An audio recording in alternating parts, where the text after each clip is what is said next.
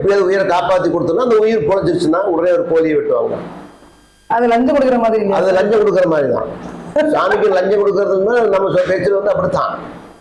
அது குலதெய்வமா இருக்கு, அவங்களுக்கு பாதுகாத்து கொடுத்தோம்.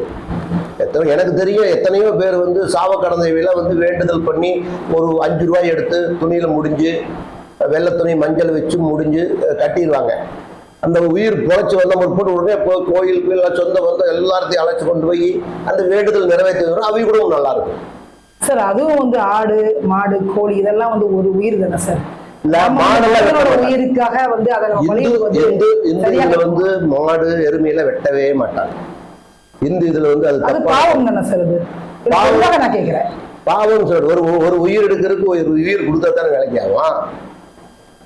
மனிதனுக்காக நீங்க மத்த உயிரினங்களாம் கொண்டு வந்து பாவம் கிடையாது. அது வந்து என்னன்னா மனிதன் சாப்பிடுறதுக்காக தான் படிச்சது.